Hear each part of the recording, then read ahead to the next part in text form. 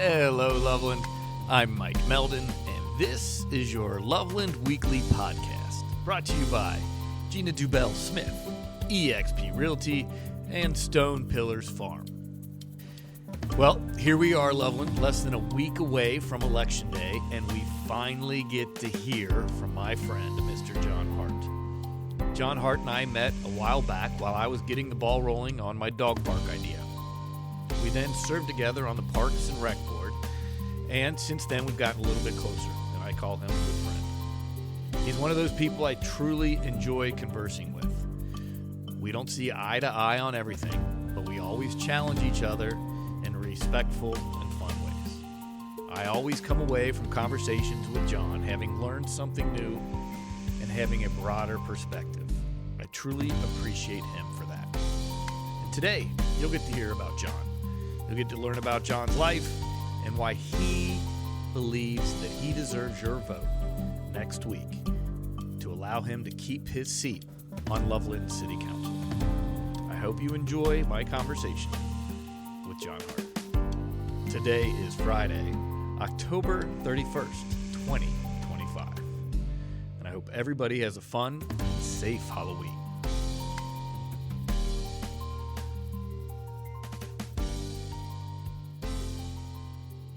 I'm John Hart, and running for city council this year, re-election of city council, and really appreciative that you brought me on today and have a chat. Yeah, this is it.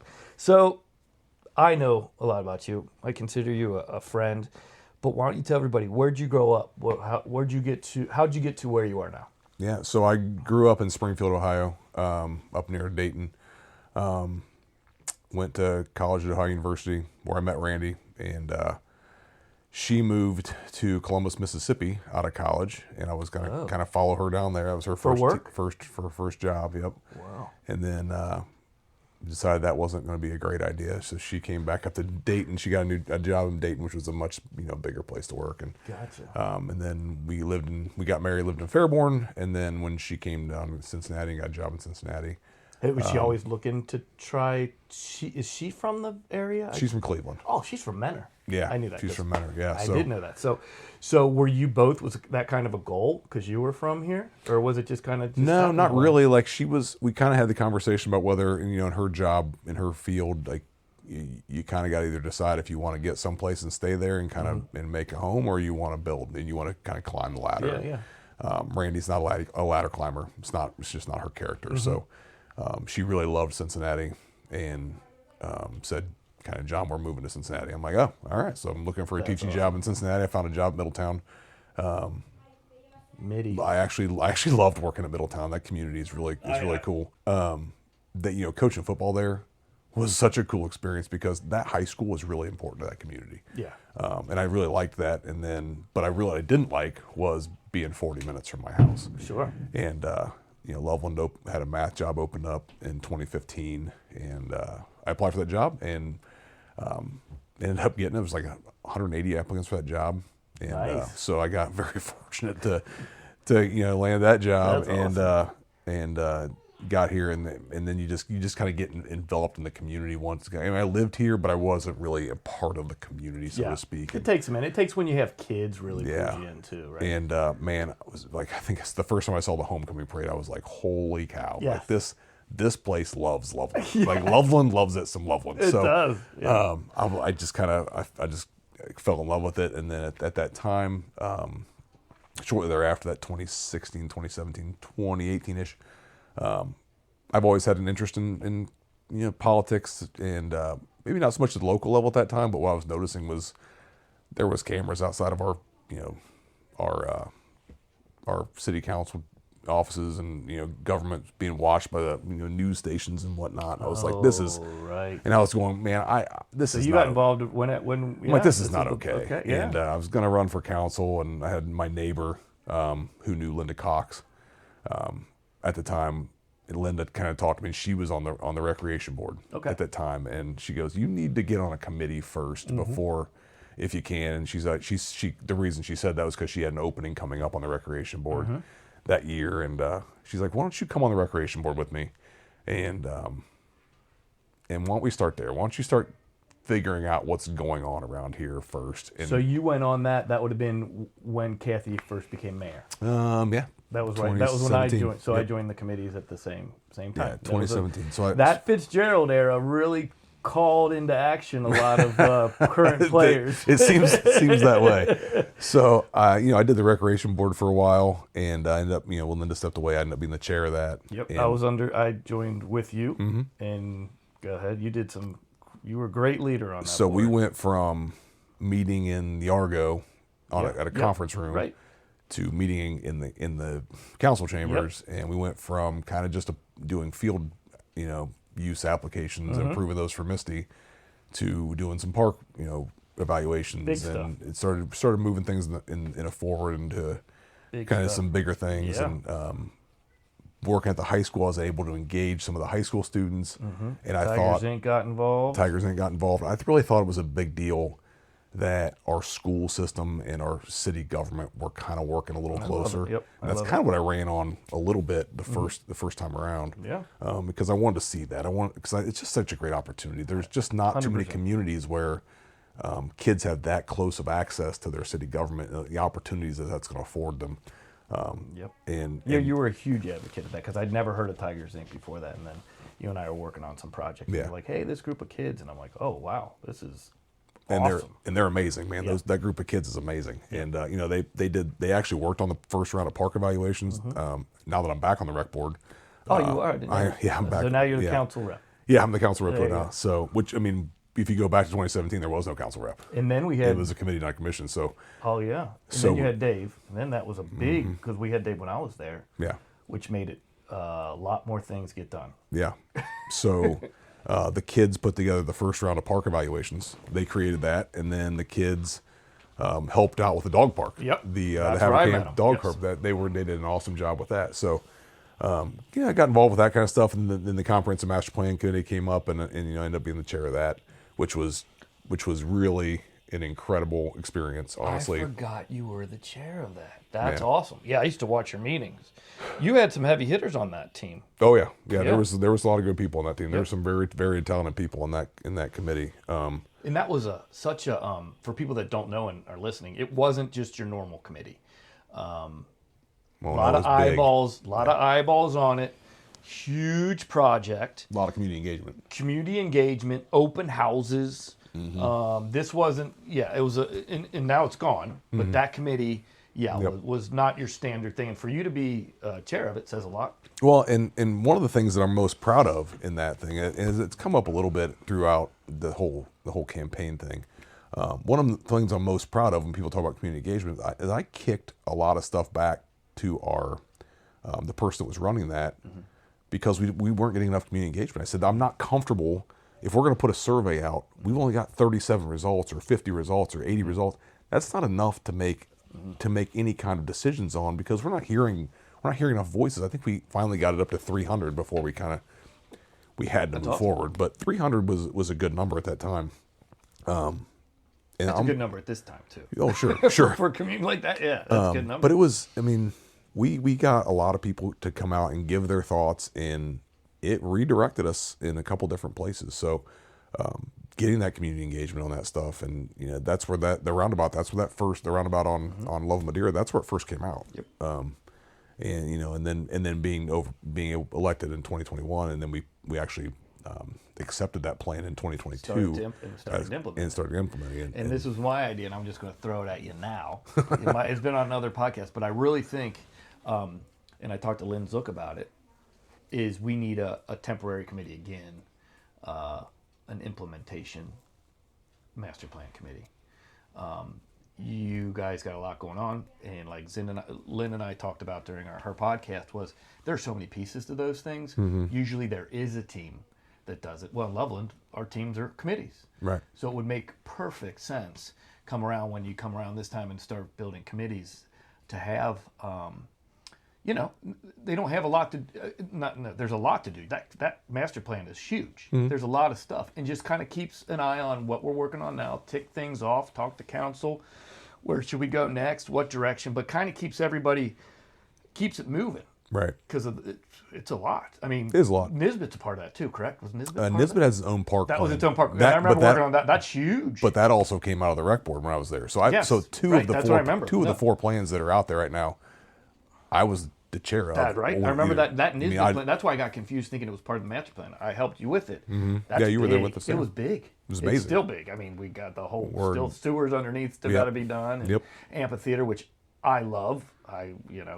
We talked about that for a long time. You were on that, and then you already knew you wanted to run. But this was a time. I was all bent out of shape in 2017 or whatever it was, and I was all bent out of shape, and I was going to go fix the world. Right. I mean? So now know a little better. You know what's going on. But I really had a much better. By the time I got through those 2 years, especially working through COVID on that comp plan, was what an interesting experience. Just Zoom meetings. I mean, it was crazy times for everybody, right? But trying to work through a plan that's going to direct the city for the next 10 years during that period was really interesting. But really, once I came came into the 2021 election season, I really felt confident about where I felt like we needed to go as a city, and that was really grounded in a lot of the conversations I'd had with not only the community but also the talented people in that committee. There's some, you said it, there's some heavy hitters in that committee. There's some people that really cared deeply about what the city was doing and where we were going to go, but also are incredibly smart and had some experience from all walks that were beneficial to those conversations. So when I was running for election in 2021, having those conversations and being around those people, it felt easier to go door to door and talk about things and answer questions from folks because I'd been a part of those conversations the whole time. If anybody's knowing the direction we're heading, it was you. Well, and I think those things, when you do that plan, then you get into the goal setting meetings that the 2021 we had the goal setting meetings actually in like February 2022. Right. Once you're on council, you have that meeting. Yes. So then you have that goal setting meeting, and those goals are rooted in that plan, and they have been for the last two cycles. The only two cycles I've been a part of. Great. Yeah. Those goals have been rooted in that plan. Perfect. And that honestly, it feels good. It feels validating that group of people did good work. Yeah. I refuse to take credit for all of it because there's a lot of good ideas that came MVPs from on you guys everywhere. MVP group. Yeah, I agree. We had a great group, and so it's validating that the work that we did as a group has made its way to council. And then you look at the Councilmatic worksheet that comes out every quarter, and you just see the updates. And last night at council, we went through the most recent update, our third or second to last update of where we're at, and the progress we've made on those goals is incredible. It's just incredible. So, and whoever is fortunate, I hope I'm one of the people that gets elected this time, and I'm gonna get to be a part of that meeting again. In this February coming up here, right? And just continue that process. I think I want what you started through. And really, that's honestly, that's the reason I'm running again. 4 years is a long time, but not in city government terms. Yeah. When you're only meeting twice a month. You're only meeting twice a month, right. And you're also relying on state and federal agencies to, for as much grant funding as we go after, and then anything else we want to do, we got to kind of go up the ladder, and then it's got to come back down the ladder. Process, yeah. So when you're only meeting twice a month, 4 years goes by like that. So it's really, it really goes by quickly, and it's hard to get projects done in that span of time. So I really wanted to go back for another term to see some of those things through. What did you learn most? So you had a lot of experience from being on those two committees, being heading them. What, I guess, surprised you most once you got there, or what did you learn most in these last 4 years? What surprised me the most is just that, like how long it takes to get things done, and then the mechanisms that you have to go through to get those things done. Trudging through mud. I really thought we could do things a lot faster. It's just you don't know what you don't know. So like, why isn't this thing done? Right. In the signalization of the bike path is a perfect example. Yes. I thought that thing I was thought going it to be went to done. the wayside, to be honest, because I hadn't heard anything, but it's been working through the whole time. I thought it was supposed to be done last May. Yeah. But then we come back last night, and what are we waiting on? Mm-hmm. We're waiting on 2 poles. Oh, really? So we can, we're going to start working on it. I think that they said the contract's got to be done by November. They're actually hoping to get it done by January 1. But we're waiting on 2 poles. That's crazy. They're not. So it's not even government's fault. It's actually infrastructure. Well, yeah. So you go back to 2020 and those supply chains that got backed up, and it's incredible. That's amazing. It's incredible. That's what I've learned the most. It's just the processes you have to go through to make all these things happen. Ideas are great, and we don't go anywhere without good ideas. We don't go anywhere without listening to people and saying. I had a guy coming to me. One of the people I teach with came up to me. He's in a different building in the district, but he said, "John, we need sidewalks from Walnut to Jenna Lane on Hannah." Mm-hmm. And it really had not even occurred to me that they weren't, because I don't drive there very often. And well, no, you're not going to notice if you. We looked at a map, and he says, "John, there's kids on bicycles out in front of there all the time." And I said, I was like, "Joey, that's a great idea." So I went and talked to Chris and Dave last night, and I got numbers on it today. Oh, nice. That's awesome. To see what would it cost. I just asked Chris, what are we talking about here? Mm-hmm. Like we just did Osage. It's got to be a fairly similar project, a little longer. What are we talking about? So he just got back to me with numbers tonight. That's great. And so it's something I want to take a look at. I don't know how tight the CIP is for next year, but I think it's something we should be taking a look at. It goes to our goal of connectivity. It goes to goes back to our comprehensive master plan, which connectivity was a huge issue, and making sure people could walk to downtown. So ideas are great, but then how do we get that $300,000 project? How do we get that to the finish line? We got to fund it. Now we got to figure out where that money's coming from. We got to go through all the engineering processes and all these things that I didn't know you had to do. So, and I think a lot of people don't. I think it's important for you to say that too, because just for me, in watching the comp plan and then talking to Lynn, I'm like, how long should these things take? And she's a city planner and saying, well, this and this, and I think that's one of the things that you almost have to repeat to the public and to stick up for yourself. Almost like, this didn't go away, guys. Right. It's still in the works. We're still working our butts off on it. Right. It's not on us. We are. But there are things we can't control. Mm-hmm. I think that I was telling somebody, it was Kip. Kip said something. He told a story about behind the scenes and why I'm not talking as much, but I'm doing.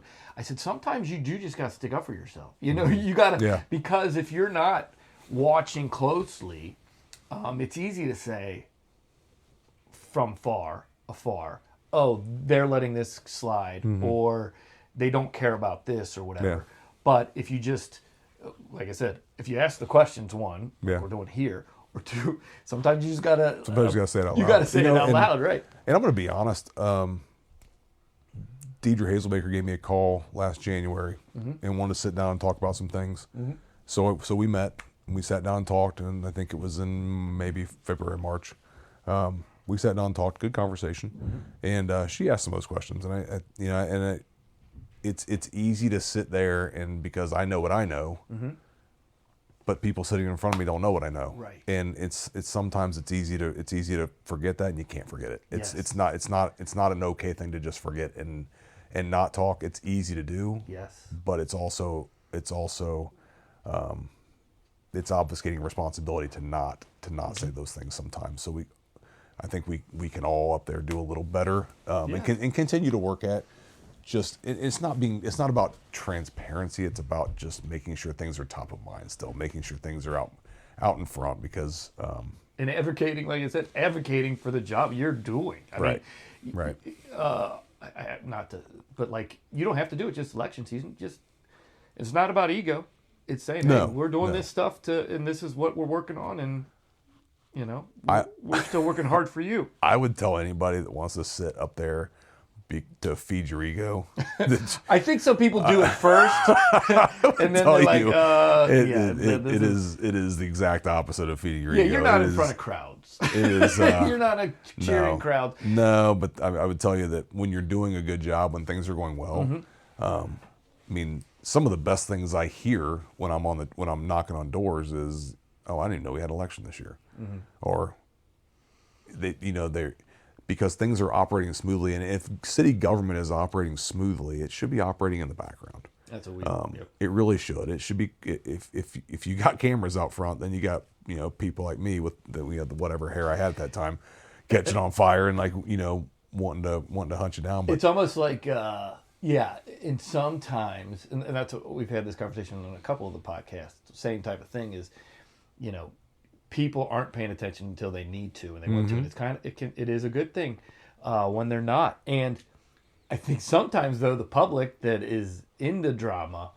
wants to light it on fire.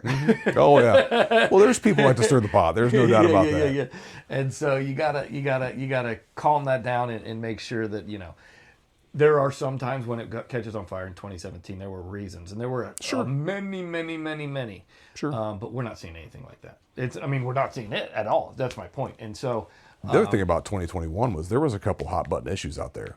I mean, we had the parking garage, and we also had the Groveville property that was brought people around. People were very concerned about that, as well they should have been. Putting 240 houses on that property would have been, it would have been a mess. To try to with the infrastructure, build infrastructure for that, public safety, worried about our police and fire, stretching that too thin. There was a bunch of concerns around that, and just the population density.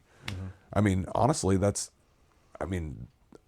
one time I voted no up on council is because I didn't agree with there's a little SPD we did up there around Oak Street to put in. We took a property, parceled it onto six pieces, and I don't think we need 6 things up there, so I voted no. And now I lost 6-1, but it is what it is. But Ping brought that up. Yeah, listen. No.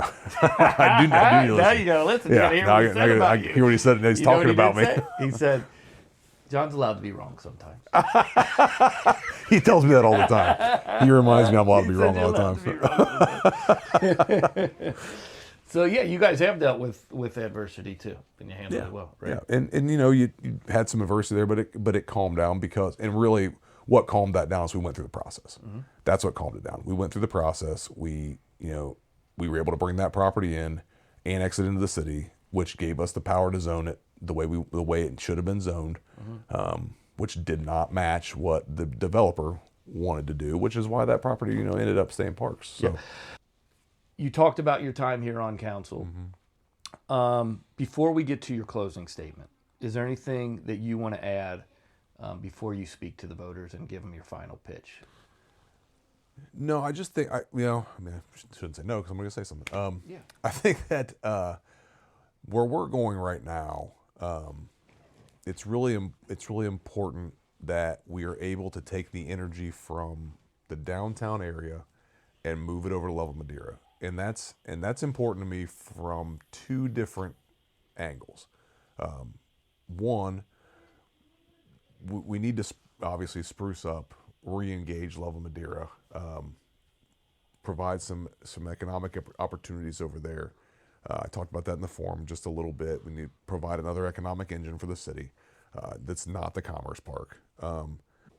Providing an economic engine for the city, but also in providing those business opportunities in the Chestnut property and right there where Valley View is, where we took those 2 buildings down. It also provides another opportunity to raise money for the schools. Yeah. And that's important because we need to take more pressure off of our homeowners. Yeah. I don't know what the state's going to end up doing with the property tax piece. Who knows where that's going to land. But our schools are still going to need money. And I'm not trying to do a school piece here, but from the city side, what we can do from the city side is try to attract businesses that take pressure off of our homeowners that maybe can reduce the tax burden moving forward. I mean, that's not going to lower Not just taxes. for schools, but for the city tax, right? Well, sure. I mean, but it's a double. all I think around. it's a two-sided issue there where it benefits both. So And I know, and that's why you're appreciated is you're thinking both on both sides of that. well, that yeah. and you have to because they're our biggest employer. Yes. And they're also one of our biggest.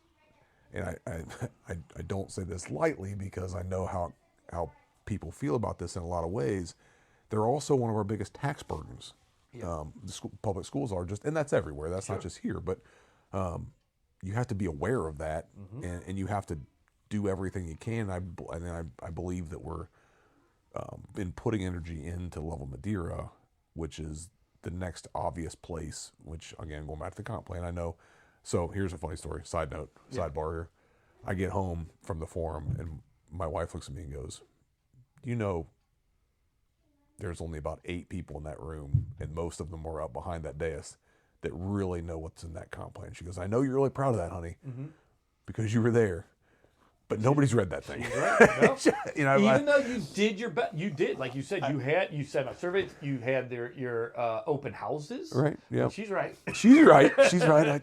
God bless it, honey. You're right. You're right. So, I mean, what's that say to me as a candidate? Not only a candidate, but as a member of council, what that says to me is, you need to not count on people who've read that. You need to communicate those things and continue to communicate those things better. To your earlier point, we have to keep advocating for the work that we're doing up there, and advocating for the goals that we've set for the staff to work through. And I would say this, and I'm not it's sometimes when I say things, I'm like, how are these people going to view it? Am I going against them? And I hate to no teams here, but you can get dragged for not changing with the times quick enough, right? When you took your position, Instagram 4 years ago was a different bird. It was used by kids and moms. Yep. Yeah, and great, nothing bad about it, right? I used it. I was one of those dudes, but not many dudes did. All for the gram. Oh, yeah, exactly. Exactly. It's different now. Yeah. And so there are businesses in congressmen and congresswomen and state reps that use it now. And so I think you're speaking to that right now. And I see you using it as you're going on your walks, right? Do you see yourself using it, like you said, comprehensive plan? Can you see yourself using it in the future more to communicate things? And again, like I said, I think it's easy when you're on the outside and to say you have not done this, but when you're in there and you're doing these things, sometimes those things don't reach you, right? And I think that's one thing that I think people can say to you is, hey, that type of communication, which I'm seeing from the other people, are not coming yet. Do you think that's something you feel comfortable? And that's, and we talked about it a little off air before we before we started, but I think it's a fair critique. I mean, I think that I'm not using it as a critique. I'm not. No, I mean, but I think if you're going to sit behind the desk up there, if you're not willing to listen to people say things that are asking for improvement from you, I don't know how else to be. But if you think I would say this about, I've said this about coaching, I've said it about teaching, I've said it about just about everything I've ever done. If you think you've got it figured out and you have nothing left to learn, then you probably need to quit. Yeah. And I would say that about being on council as well. It's a process that I am learning every time I go into a meeting. I feel like I learn something. That's awesome. And That's whether it's Chris saying something in an explanation, or Dave saying something in an explanation, or Joe giving some kind of ruling on you should be recusing here. When I ask about, because we've talked about some school issues over the last 4 years here and there, and you need to recuse yourself, and just like when I need to do that, when I don't need to do that. There's so much to learn. Yes. That if you're not willing to learn, and being willing to learn also means, like, when somebody brings you an idea or says you're not doing a very good job of this, and most people aren't that direct. Most people would say things like, I feel like you could be better at this, or what would you feel about maybe communicating more? I know you did this during election season, but I haven't seen you do that in 3 years. that's fair. And if you can't take those types of critiques, you probably shouldn't have your name on the ballot. Well, that's what I said about you before. Is you are that guy. You have a thick skin and calm demeanor that you feel like you can talk to about those things. And what I do, my one thing to though say is those congressmen, those state reps, they have advisors. Yeah. there is nobody advising me. I will promise you that. Yeah. Except my wife when I get home. That's my point. What's the matter with you? Right. So they have advisors to say, hey, there's a new thing going around where you could be updating everybody on Instagram pretty easily. Yeah. The people want that now, right? And you don't have that input. And I think that those are things that we've had this conversation on plenty of the podcasts too, is when you're running for a position, sometimes you just want the position, right? You don't want to say, like, I know daggone well, you've done a hell of a job. I know none of these people running for this spot got up and said, I'm going to run for Loveland City Council because John Hart did a shitty job. That doesn't happen. No, that doesn't. I'm telling you, it doesn't. So my point. But well, maybe I'm wrong. But I know, right? I know. Right. But would they say that now? Because no, it's a race. So what happens is when they're saying now I'm going to run, they have to figure out reasons to give you. And I'm not saying all of them are wrong, like you said. Nobody's perfect. I'm learning as I go. But sometimes it's not always fair. Those reasons they have to come up because I'm fighting for that spot. Sure. And it's a spot that's opening up. And I say that in two reasons. I say that number one because I know many people from doing this over the last couple elections that take it personally when other people run, saying, "Hey, what have I done wrong?" So I want to say, number one, that's usually not the case. No. But number two. Those people sometimes just say, hey, I want to run, and then they've been criticized because, hey, you don't have a good enough reason. And now they have reasons to it. From my standpoint, it's an amazing dichotomy. It's an amazing social experiment that I'm watching. You handle it phenomenal. I will tell you, it is really wild. Well, but it is wild at times. It's your mind. I've seen it. I've listened to everybody. I can see where their minds, the new people, the incumbents, where their minds are and how they're looking at this thing. It's wild. And you're all good people. I will be. You know that too. Sure. This is not an anima. I can tell you there's been times where I couldn't say that. Yeah. This is a good race. At the end of the day, and I there was one that after the forum, I was talking to one of the other candidates, and something came up, and I can't remember. The conversation was very cordial. I can't remember what the exact conversation was, but I remember looking at him and saying, listen, I said this before my first run in 2021. I'm going to say it again. And it was to this one individual, but I said, I told my wife, I told anybody that would listen, I'm not losing friends over this. Yeah. Because this is it's local politics, and what makes that different than the state and the federal stuff is we're neighbors. Yeah. At the end of the day, I'm going to see these people every day, if not every day. And your kids. Certainly very often. And your kids have to live here. And my kids have to live here, and, Yes. and they can't be like, well, your dad's an ass. And and there's going to be it's part of it that there are going to be people that don't care for you for whatever reason, or don't like something that you've said or done. You try to minimize that because you want to try to do right by as many people as you can. But you can't make everybody happy. No. It's just not. That's not reality. No, we know that. And I'll tell you what, for anybody listening, you get on a committee, you don't have to be on council to learn that. Yeah. You go on a committee. Yeah. You learn that anything you do, I don't care what change, you are going to get complaints from somebody. 100%. And it's I don't know that I've had. I mean, I don't take any of this stuff personal. Good. It's just not. It's just kind of, it's part of the deal. It's something you have to accept. You have to accept that, if 51% or 50.1% of the people in this town think you're doing a good job, then you're representing the majority. That's what you're. And it's not always what I think. Sometimes it's what I believe that the community wants. That I'm. That's what I should be representing. and at the end of the day, like I said, nothing. It shouldn't be. You can't take it personally. No. You go crazy. No. And you see things too. I mean, we know, you know more than me, how many people pay attention to really know what's going on. I mean, well, I'd say in any race, even presidential race, you know what I mean? People come in and jump on where their friends and neighbors are voting on, and that's going to happen here too. Sure. So you got to keep it even less personal because of that, you know? It's a weird thing, especially living in a small town. But I think, you're handling it well. But I do think the work that's been going on the last 3 or 4 years, and again, this isn't John taking credit for. No.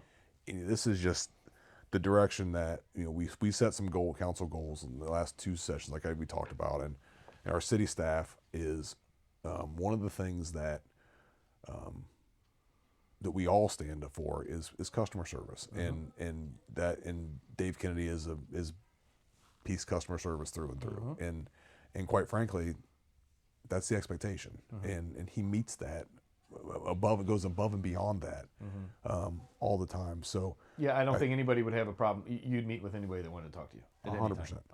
100%. And David, I'm glad to talk to anybody, and that's what you have, and that isn't always going to be something you want to hear. And that's, it's something right.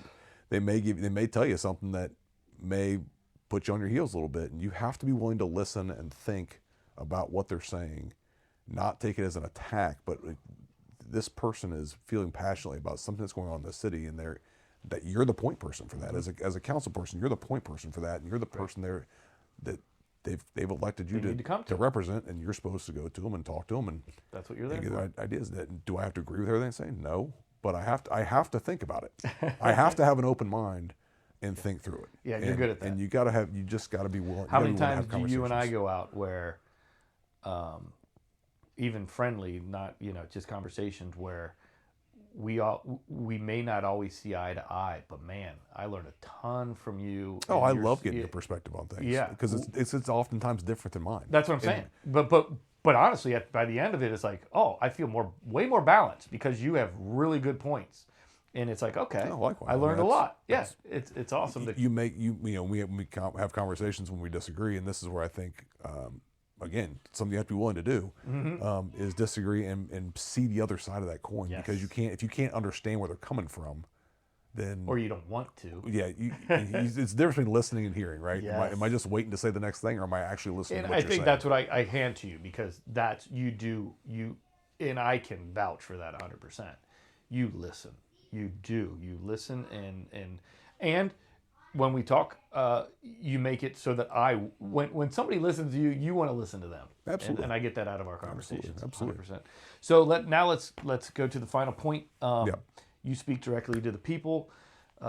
Give them your spiel why they should vote for John Hart. Yeah, I think that over the last 4 years,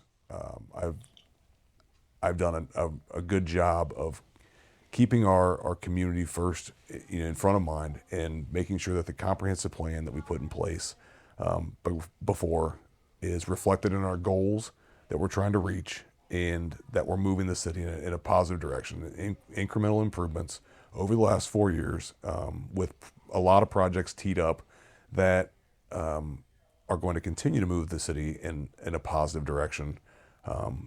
We're really in an execution phase right now in terms of what we're trying to get done, and I really want to see that work get finished, and then see what's next, see what's coming around the corner. Because I think that the only thing consistent is change. So we have to keep up with that, and we have to keep meeting the demands of our city and keep moving this thing forward.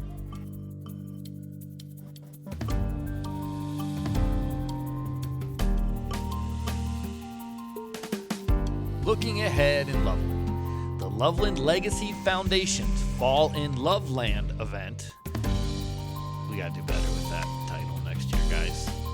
It's Saturday, 11:15 from 5:30 to 10 p.m. Awesome group of people. I'm actually trying to figure out if I can go to this, but you should go if you're free. An evening of fellowship, fundraising, and community. For 7 years, the Loveland Legacy Foundation has provided support for those in crisis, area organizations, and businesses in need. They have an amazing mission. The event, though, will include open bar, a section of beer, wine, and 2 signature cocktails, dinner curated by Tano's Bistro Catering, a photo booth, and lively dance music by Big Daddy Walker Productions. There will be a raffle and more. Your dress code is Country Club Casual. All proceeds go to the Loveland Legacy Foundation, an amazing organization to support because they support our 45140 community. We have something truly special here in Loveland. Thank you for listening and have a great week.